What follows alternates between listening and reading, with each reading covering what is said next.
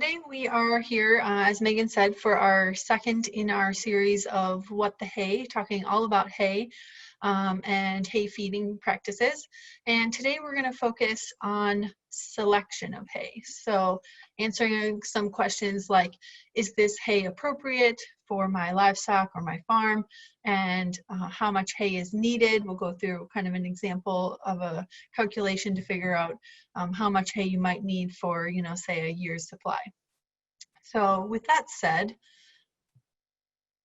hay basically is the drying and packaging of forage for preservation. So when we think about hay, really the most important thing that we want to do is preserve that forage and package it so that we can feed it to our livestock at a later time point when they might need it. So I wanted to briefly go over the major steps in the haymaking process, just to give everybody an idea of those steps if you're not super familiar with it. So the first step is, you have your forage growing in a field. Those forages will be cut with a mower, like what you see in the image on your screen now. And then those forages will be left in the field to dry for a period of time. So you may see something like what you see on the bottom left corner, showing as those forages are drying in the field.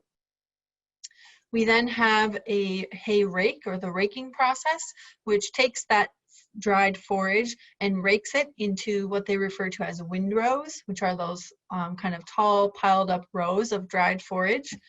And then the baler is able to drive across those rows and scoop those windrows up and package it into a bale. Obviously, there are different types of balers. We'll talk a little bit about the different hay types in a minute. So that's just kind of an overview of the general haymaking process and the steps that go behind it.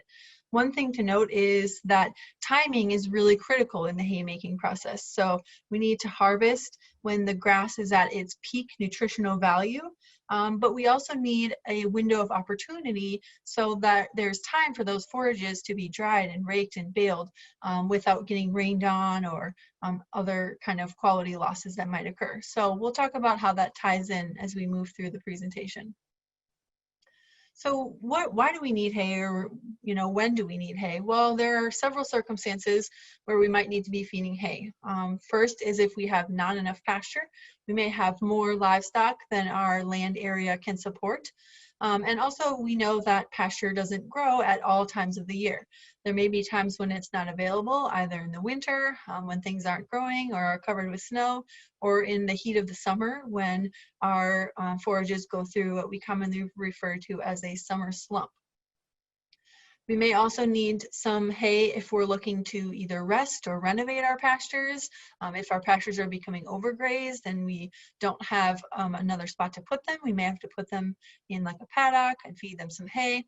And then also when livestock are confined, whether that's in a paddock, whether we're transporting them somewhere in a trailer, moving them to different places, if they're confined to a stall for health or other purposes. So there are lots of different times throughout the year that we might need to feed hay.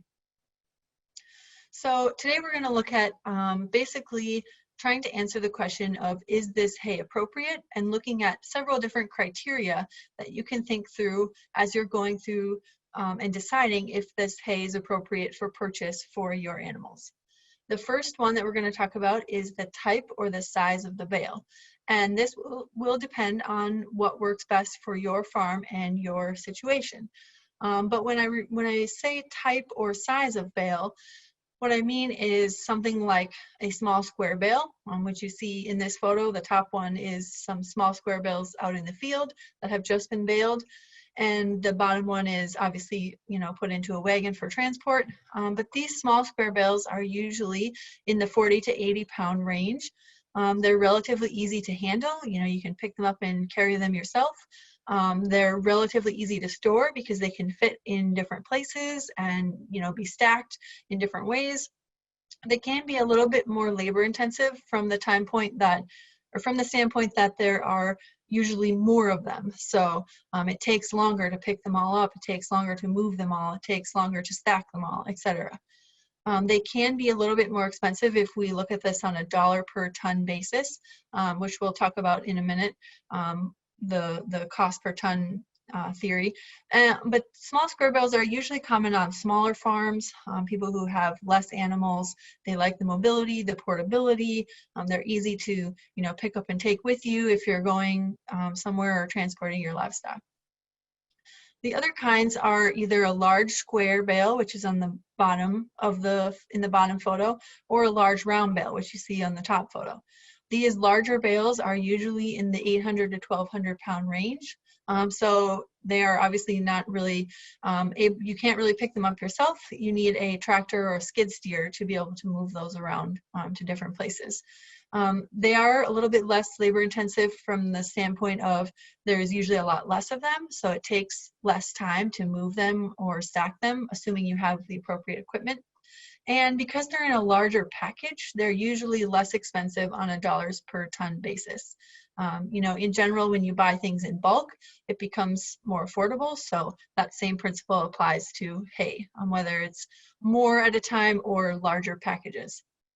The thing with these larger bales is they can be less practical if you have fewer animals, depending on your circumstances. For example, if you have a round bale that's out in your field and your livestock are consuming it, if those livestock aren't able to fully consume that bale within a given period of time and it's sitting out there for weeks, you'll start to get a lot of spoilage, mold growth, etc.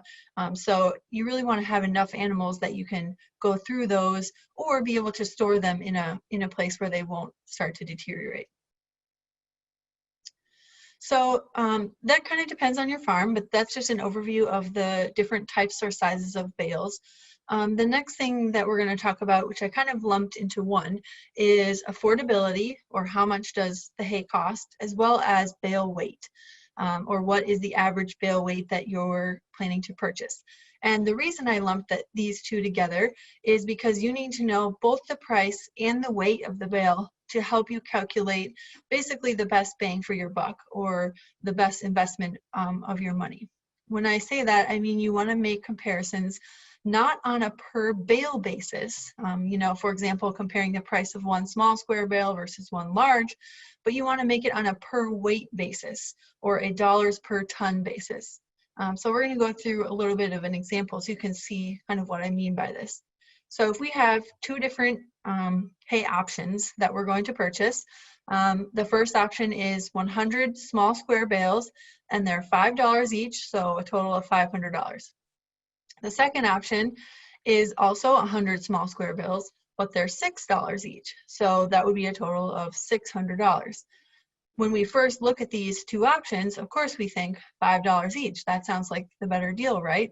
That's the one I should go with. Well, if we look at the weight of those bales, say that the bales on the left, the $5 bales, are weighing in at 35 pounds each, giving you a total weight of 1.75 tons. The bales on the right are weighing 50 pounds each, so that gives you a total weight of 2.5 tons. So when you actually calculate the price per ton, it comes out to $286 per ton for the $5 bales versus $240 per ton for the $6 bales. So that's just an example, and it demonstrates the importance, because there's so much differences in hay size, hay weight, hay density, bale types, etc. It's really important when we're making these purchasing decisions to focus on the dollars per ton or a per weight basis when we're making these comparisons between different options. So the next question for is this hay appropriate is kind of the big one, and the one that most people are the most concerned about, rightfully so, and that is quality, or what is the nutritional value of that forage. When we think about quality, there's a lot of different considerations that go into it. When it comes to evaluating hay quality, there's really two kind of strategies to look at and determine hay quality. The first is a forage testing or an analysis where you take a forage sample, send it to the lab, they run a bunch of chemical analyses, and they can tell you the nutrient composition of that forage. The second is to do more of a visual assessment, looking at that forage and looking at different characteristics. The forage analysis, as I said, provides our forage nutritive value. This is including things like moisture, energy level, amount of carbohydrates, fiber, levels of fat, protein, vitamins, minerals, etc. All those nutrients that our animals need. The one important thing to note is that this nutritional value, or the concentration of those nutrients, really cannot be determined from the feel, the texture, the smell, or the appearance or the looks of that hay. It can only be evaluated with a forage analysis. As I said, this is done as a series of chemical analyses that are completed at a lab. And this is what we talked about last time in our last webinar. So this is what an example of a forage analysis might look like. And on the right is a list of a whole bunch of the things that you might get back from a forage analysis if you get one completed. So we're not going to focus on that today because we talked about it in our last webinar. Instead, we're going to talk a little bit more about the visual assessment. So this includes several different factors, including forage maturity, leafiness, the species or the type of forage, the color and the odor of the hay bale, and then checking for different anti-quality factors. So we're going to go through each of these categories and figure out or take a look at some of the differences. So the first is forage maturity. I always start with forage maturity because the stage of maturity when a forage is harvested is always going to be the greatest determinant of its nutritional value. We know that when forages are vegetative, green, and leafy, they have a higher amount of leaves and they have a higher amount of energy and higher protein levels, higher minerals, etc. As those forages mature and become more stemmy, they get higher in fiber and they become lower in quality. So from a harvest standpoint, here's what that might look like. On the left, we see those grasses are very leafy, they're very high quality, versus on the right, if that field was harvested, those forages are going to be a lot more mature, they're going to be more fibrous, and they're going to be lower in overall forage quality. So when it comes to hay and looking at the maturity of the hay, there are a few things that you can look at to kind of help guide you, since it's a little bit less obvious than it might be out in a field with fresh forage. So some of the visual indicators for hay are things like seed heads in our grass hay or flowers in our legume hay. That indicates a higher maturity. And then we can also look for thicker or more stems versus more leaves in a more immature hay. And so here's a picture of two different types of hay. On the left, we can see we have a mature grass hay, and on the right, we have an immature grass hay. And right away, you can see that the hay that you see on the right looks a little bit more leafy, it looks finer, there's less stems in it. And if you look closely, the image on the left, you can also see all of these seed heads that are in there. This is a grass hay, this is a Timothy hay, so you can see those characteristic Timothy seed heads in there. And this just tells us that that hay is a little bit more mature. This does not mean that it's a bad hay or a bad forage quality. It just means that it's a little bit more mature and not quite as high in some of our nutrients as the hay on the right. We'll talk in a couple of weeks about how we can kind of decide which hay is appropriate for our specific livestock species, but that's just to kind of give you a feel for it. So a lot of times, one of the most common questions that we get is, what about the cutting? Is one cutting better than another? What about first cutting, second cutting? Which one should I look for? Well, the cutting, for anyone who's not familiar, is basically the number associated with what time a given field was cut during the growing season. So the first cutting is basically the first time that forage was cut or harvested for the year. Then that forage will regrow again, and the second cutting will be the second time that forage was cut during the year. The thing about cutting is the cutting itself does not predict the nutrient content or the quality of that forage. The quality can vary from cutting to cutting, it can vary from year to year, and from field to field. So really, all of our cuts can be of good quality. And what this comes down to is it really depends on that stage of maturity when that forage was cut. If a first cutting was cut when it was nice and leafy and vegetative and still in that really immature state, a first cutting can be really good quality. Same for a second cutting. If either of those cuttings are cut a little bit later when the forage was more mature, then it will be lower in quality.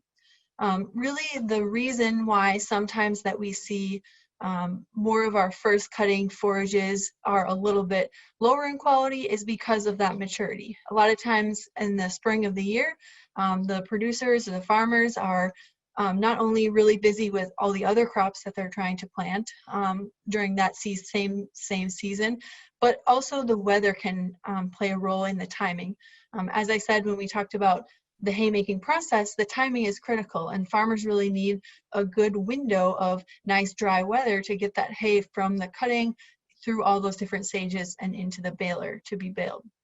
So sometimes early in the spring when it's really wet and we're getting a lot more rain, it can be harder to get into that field and find a good window to harvest that forage when it's still more vegetative. So if they're a little bit delayed, then that's when we get that higher maturity and that slightly lower forage quality. So it all comes back to maturity and the stage of maturity when that forage was cut. So leafiness is another thing to look for when we're looking at a bale visually. We know that leaves are higher in quality compared to the stems, and they are the most nutrient-rich part of the plant. So they're higher in energy and protein, and they're lower in fiber compared to the stems. So really, leafiness also ties back to forage maturity. If you look at this figure, you can see that as the time increases along our x-axis, our leaf percentage decreases and our stem percentage increases. So this is sometimes referred to as the leaf to stem ratio or the leaf stem percentage. And basically it means that as those forages are growing and maturing, we see an increase in that stem component and a decrease in that leaf component. And this is one of the drivers behind maturity and why those forages decrease in quality as they get more mature. One other thing to consider is that leaves can also be lost during the haymaking process. If those windrows are not raked or baled or moved around at an appropriate moisture, or there's a lot of other management conditions that are not appropriate, we can lose some of those leaves during the haymaking process. So that's kind of more on the production side, but it's just something to be aware of. But we know that good quality hay has more leaves than stems. So when we're visually assessing hay, we want to look for lots of leaves and less stems if we're looking for that high quality forage. The next big thing for forage quality is the difference between our forage species. So we have a lot of different types of forages. We have cool season forages, which are like the two photos that you see on the left, orchard grass and timothy. These are more traditional in our area and then further north from here. And these forages have a lot of growth that happens in the cool or wetter weather in the spring and the fall. So they have a lot more of their production during those time periods of the year, and they thrive in that kind of cooler weather. We also have warm season forages like Bermuda grass or Bahia grass, and these are predominantly in the southern part of the United States, but they grow really well when the weather is really hot, really dry. They need that heat and that hot weather to really grow and thrive. We have also differences between grasses, which are the initial three photos that you saw, and legumes like a white clover or an alfalfa. And we'll talk about maybe the quality differences between legumes and grasses in a second. And then we also have annual forages. So all of the ones that I mentioned initially are all perennial forages, but we have annual forages that we can make good harvested forage out of too, like spring oat, which you see in the bottom right corner. So knowing what forage species your hay is made from will help give you an inclination as to the quality of that forage. And what do I mean by that? Well, here we have a table with some of our different nutrients, which we'll go over in a second. But the first column, CSG, is cool season grasses. WSG is warm season grasses. And then legumes is like things like clover or alfalfa. And here we have just some of our major quality parameters. So TDN is a measure of our energy. And we know that on average, legumes tend to be a little bit higher in energy compared to our grass species. When we look at CP, or crude protein, we know that legumes tend to be a little bit higher in crude protein, and the warm season grasses tend to be a little bit lower in crude protein. Cool season grasses fall somewhere in the middle. When we look at our fiber values, like NDF, or neutral detergent fiber, legumes tend to be a little bit lower in the total fiber concentration, and warm season grasses tend to be a little bit higher in the total fiber concentration. Again, cool season grasses fall somewhere in the middle. Legumes are also usually higher in some of the essential minerals like calcium compared to our grass species. And then RFV, or relative feed value, is kind of a measure of overall forage quality. So if you package all of that together into one measurement, legumes tend to be a little bit higher in overall forage quality. Warm season grasses tend to be a little bit lower in overall forage quality, and cool season grasses kind of tend to fall somewhere in the middle. So here's our highest quality with legumes, high quality with cool season grasses, and more moderate quality with warm season grasses. I will say that there are, of course, all these other factors play a role in this too. So this is true only if these forages are cut at the same level of maturity. If you have a really mature alfalfa legume hay versus a really immature, vegetative, leafy, cool season grass, that cool season grass may be higher in quality. So this is all relative, but in general, I just wanted to give you an idea of some of the major trends. Here is another figure looking at overall quality for a bunch of our different forage types. And I wanted to show you this one so that you could see not only is there a difference between the average quality of these different types. Say, for example, here is our fescue or orchard grass. So the average RFQ in this case was right around 100 versus our warm seasons like Bermuda grass was slightly lower in overall quality, versus our alfalfa or our legume was a little bit higher in relative forage quality. But even within each of those categories, if you look at the range or the spread of that bar, you can see that there's a wide variation within each of those forage types. So, so the species does make a difference, and there are trends that we can see across those different species, but there are also other factors to consider, like maturity and some of the other things we'll be talking about. So here, just to give you a little bit of a visual on some of the species differences when it comes to hay, you can see an image of an alfalfa hay on the left, an orchard grass hay in the middle, and a timothy hay on the right, and kind of the looks of some of those different hay types. And when it comes to identifying these different forages within our hay, it helps if the forages are a little bit more mature and we can see some of those seed heads, because the seed heads kind of make it more easy to identify. So on the bottom, you can see Timothy seed head is kind of in the middle. It's kind of that like long cylindrical kind of cone-shaped seed head. Looks a little bit like a pipe cleaner maybe. Orchard grass has more like kind of clumpy tufts or little balls that happen along the seed head, and then something like a fescue will be a lot finer for the seed head.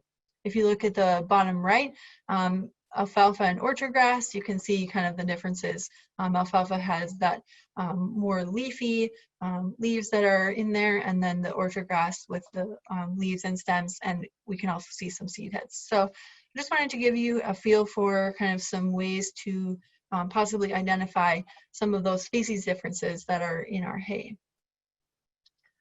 Next, we come to hay color. So when it comes to color, looks can be very deceiving. If you look at this photo, and I apologize for the blurriness, but the image or the left-hand side of the photo, that hay looks green, it looks really nice. the hay on the right-hand side of the photo looks much worse, right? It looks lower in quality, it looks very yellow, it looks kind of maybe more mature. Well, these two hay lots or types were sampled and actually had a nutrient analysis done on them, and here's what the results of that were. So you can see that in actuality, these hays were very, very similar in forage quality. They both had right around 19% crude protein, 65 or 66% TDN or energy, and then our RFQ was right around 180 for both of them. So they were actually very comparable. So the reason I wanted to show you this was to emphasize that looks can be deceiving. Don't get hung up on color. It's really not as important as most people think it is. That discoloration that was seen in the pile on the right can be a result of several different things. It could be that that forage was a little bit more mature and had a little bit higher stem concentration, or it could be different conditions that happened while that forage was drying or curing in the field. It could be different storage conditions. In general, green, yes, is more appealing, and usually if a hay is that nice bright green color, it's a good indicator of quality. But keep in mind that several of our weeds or potentially even toxic plants are also green. So color isn't everything. If it's a yellow or bleached color, there can be a couple of reasons behind that. Like I said, it could be a little bit higher in maturity, or it could also be that it was a little bit more exposed to sun or rain, and something that they often refer to as sun bleached. And this can be deceiving. So you may have something like what you see in these images, where the outside of that pile or the outside of that bale looks yellow, looks sun bleached or rain bleached or more mature, but in actuality, the inside of that bale or the interior of that pile still has that nice bright green color. So it's just simply that the outside of those bales or the outside of that stack was exposed to the sun, and that sun caused a little bit of bleaching to happen on that hay. So bleached hay can still contain a lot of the essential nutrients, and in some cases, you know, depending on the livestock species that we're looking to feed, it may actually be a good choice. So don't rule it out just because of the yellow color.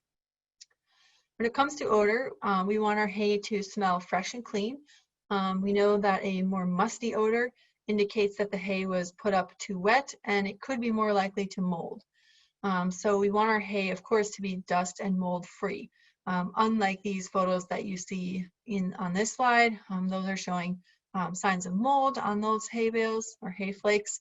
And hay, if it is moldy or dusty or wet, that can not only decrease the intake of the animals and the palatability of that hay, but it can limit nutrient absorption, it can lower the production or the level of nutrients that those animals get from that hay, and then of course it can lead to different health issues which we want to avoid. Anti-quality factors are also something to consider. Mold is one of our anti-quality factors, but there can be other ones like dirt, dust, weeds in the hay, straw or corn stalks that were baled in, sticks, you know, if garbage, etc. Any foreign material that we don't want in that hay is obviously something detrimental to the overall quality. And really, when it comes down to these anti-quality factors, it's important that the hay was managed properly up until when it was baled to prevent accumulation of those factors. So in general, hay producers who are, you know, taking care of their fields and they're, you know, fertilizing appropriately, practicing good weed management or weed control, you know, keeping their fields clean and free of dirt and debris, that will all help the quality of the hay. So I certainly encourage people to get a good relationship with their hay producer or their hay supplier, and, you know, be able to have a conversation with them about, you know, how they manage their field and ask them some questions on how they go about their thing. So when it comes to determining the quality, you can look at all of the different factors that we just talked about, but I also put together a few questions that you can ask that will help give you an inclination of the quality. The first is if the hay producer has a forage analysis for the hay. They won't always have one already, but it's worth asking because some producers will do a forage analysis on their hay and be able to provide that to people who are buying hay from them. Of course, we want to know how mature the hay was when it was cut. We talked about, some ways to visually tell this, but you can also ask the producer, what stage of maturity was this hay when it was cut. What species are present? Again, you can tell some things visually, but it's also helpful to ask them and know what species are present in their field or in their hay. Where the hay was harvested, this basically just leads to the fact that sometimes if hay is harvested from a roadside ditch, it can be lower in quality. There's probably a higher chance that there will be garbage or other unwanted things in that hay. So in general, we try to avoid hay that was harvested from a roadside ditch. So asking where the hay was harvested can help you determine that, and can also give you an idea of, if the hay was produced locally versus in another state, things like that. Other questions are, was the hay rained on? Usually if the hay was rained on, there will likely be some dry matter losses and some reduction in some of the more soluble nutrients like non-structural carbohydrates. The level of this will depend on the amount of rain that was received and the timing. So if hay got rained on right after it was cut, when it was still wet and not very dry, it won't have a huge impact on the overall final quality. But if that hay was almost dry and then it got rained on and then it had to sit out in the field for a lot longer again to get back to being dry, that will have a bigger impact on the loss of those nutrients from that forage. Has the hay been stored inside or under cover? We know that good storage will preserve forage quality. We'll talk about that more next week in our next webinar. But uncovered hay is usually more susceptible to mold and deterioration. So in general, if it has been stored inside or covered, it will likely be have higher forage quality. And then, was the hayfield fertilized or sprayed for weeds? This is just kind of getting at that management side of things. If the producer has been good with fertilizing and keeping weeds under control, that's indicative of good management, which is likely a better quality product in the long run. So those were a lot of different considerations when we're thinking about quality. Another factor that we want to consider in our hay purchases is quantity, and if there is enough there to meet our needs. And in order to answer that question, we need to know actually how much hay we need. So in order to calculate our hay needs, there are several things that we need to know. We need to know the average body weight of our livestock, of course, the number of animals that we have, the average or percent intake of those animals. And what I mean by that is usually we report intake as DMI, or dry matter intake, and this is reported as a percent of body weight. So on average, a beef cow will eat between 1% and 3% of their body weight. The range kind of depends on the life stage and the demands of that animal. So for example, if this beef cow is a mature cow that's just out in the field, has no calf, her demands will be a lot lower than a beef cow that has just had a calf that's nursing and it's in lactation. And because her demands are higher, usually she'll eat a higher percentage of her body weight to a certain extent. So the table that you see here is just a range of the average or typical dry matter intake percentages based on some of our different species. You can see that smaller animals like goats or sheep usually have a higher intake as a percent of their body weight compared to our larger animals like a horse or a beef cow. We also need to know the amount of days that we are feeding hay, or that we think we'll need to be feeding hay, and then the estimated waste. Again, we'll talk more about waste next week when we talk about different feeding options, but we know that there's always some waste that happens when we're feeding hay, so we want to factor that into our calculations. So here's an example. Let's say we have a herd of 6 beef cows. They're all roughly around 1,000 pounds, and they have an average dry matter intake, so 2% of their body weight. We plan to feed those cows hay for roughly 5 months. So say November, December, January, February, March, or around 150 days. And we think that based on our management, we have maybe a 20% hay waste that we're going to factor in. So the first thing we want to do is calculate the amount of hay per cow per day. So one cow is 1,000 pounds, and we take that times 2% because we're estimating the intake to be 2% of body weight. So that comes out to be 20 pounds per day for that one cow. Then we want to figure out or extrapolate that to the whole time period that we're planning to feed hay. So 20 pounds per day, and we plan to do this for around 150 days. So that leads us to 3,000 pounds of hay for that winter period. Then, of course, we need to extrapolate that a little further to account for all of the cows that we have in our herd. So we have 3,000 pounds of hay for one cow, but we have 6 cows, so that comes out to be 18,000 pounds of hay for our whole herd for those whole that whole 5-month period. But remember, we have to factor in some waste. So we said we thought there would maybe be 20% waste. So we take that 18,000 pounds and then we add on top of that a 20% bump to factor in some waste that we know that's going to happen. And that ends up being 21,600 pounds of hay. If you know what type of hay you're going to get, or roughly the size of the bale, you can calculate one further step and actually figure out the number of bales. So say in this example, if you're using a 900-pound round bale, you just divide the 21,600 divided by 900, and it comes out to be a total of 24 bales. So of course, these are all estimates and approximations, but these are the kinds of things that you need to think through when you're figuring out how much hay you're going to need for your animals. Of course, if you have more than one type of animal, the calculations will be a little bit different based on those different weights, different percent intakes, but this will give you kind of a rough idea of a starting point.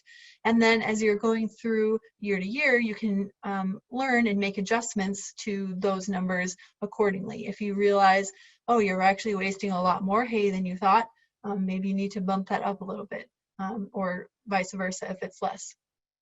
And so that's just kind of an example of a place to start when we're figuring out our hay needs. Okay, the last or final criteria that we're going to talk about is accessibility, or how will we transport this hay. And this is important because, if we don't have means of transportation, how are we going to get the hay from wherever we're purchasing it to our farm? So do you have means for transportation yourself? Are you picking it all up at one time? Are you picking it up in different sections or different groups? Some producers can deliver hay. There's usually a fee associated with that, so it's important to ask how much that fee will be if you're planning on getting it delivered. And then also think about the labor or the equipment that we might need for unloading and stacking all those bales, as well as storage space for keeping all those bales. So those are all things to consider, kind of more logistical things when we're thinking about hay purchases. So to kind of wrap all of that up, here is the 6 or so categories of criteria for purchase. When it comes to the type or the size of bale, we want to make sure we choose the right fit for our farm and how we plan to manage our livestock. For the affordability, we want to make sure we have an expectation for that cost, and we factor in, of course, any possible delivery charge. The bale weight, make sure that we're making our pricing comparisons based on a per weight basis, usually dollars per ton. When it comes to quality, we want to make sure that we have an appropriate forage quality for our needs. Things to ask about are forage maturity, the species of forage that's there, different anti-quality factors that may be present. When it comes to quantity, we want to calculate out an estimate for our hay needs. And then when it comes to accessibility, we want to think about those delivery or those transport needs and how we're going to get the hay from point A to point B. So with that, that was everything that I had. I haven't been watching the chat, but I'll pull it up and we can see if we have any questions.